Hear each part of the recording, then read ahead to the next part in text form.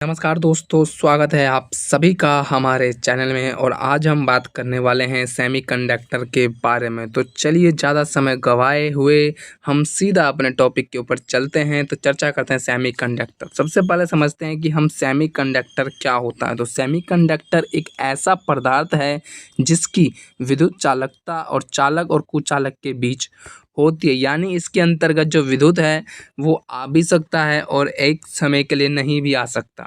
तो ये एक ऐसा पदार्थ होता है। अब जानते हैं इसकी भूमिका के बारे में। तो आधुनिक युग में जो है सेमीकंडक्टर चिप्स आधुनिक टेक्नोलॉजी का दिल है और ये मोबाइल, कार, टीवी, रक्षा उपकरण, एआई, एलओटी हर जगह मौजूद है।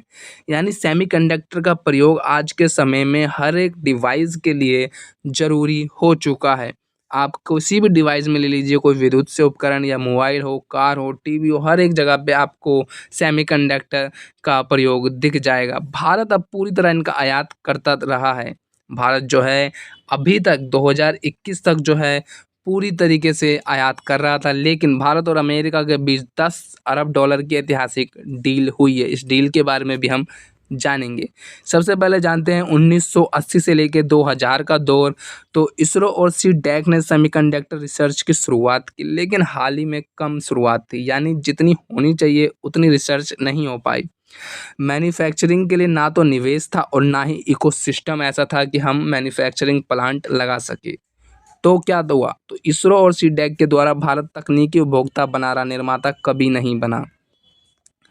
आईटी सेक्टर में इन्फोसिस और टीसीएस ने दुनिया में नाम कमाया, लेकिन सेमीकंडक्टर निर्माण पर कोई भी ध्यान नहीं दिया गया। 2000 से 2020 तक भारत सिर्फ डिजाइन करता रहा, निर्माण जो है विदेशों से होता रहा।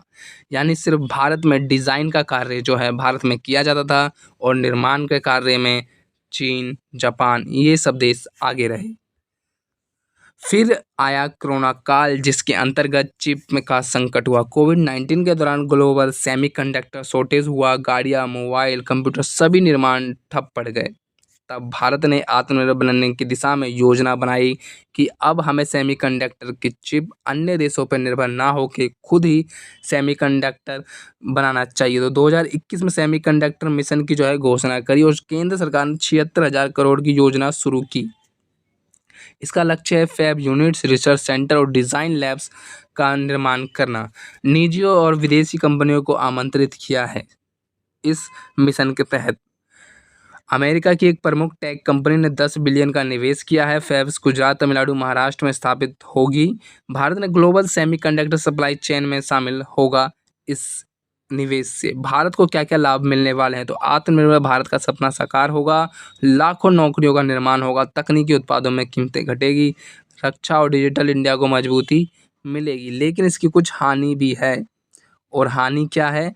तो सबसे पहले हानि तो यह है कि यहाँ सेमीकंडक्टर निर्माण करने में पानी का सबसे ज़्यादा प्रयोग किया जाता है। तो पानी की वेस्टेज होगी, जो कि इस पे ध्यान दिया जा रहा है। और दूसरी कि इसमें जो है जितनी भी सेमीकंडक्टर निर्माण में ज़रूरत है वो है कुशल कारीगर की। तो कुशल कारीगर का भी हमें ध्यान रखना होगा।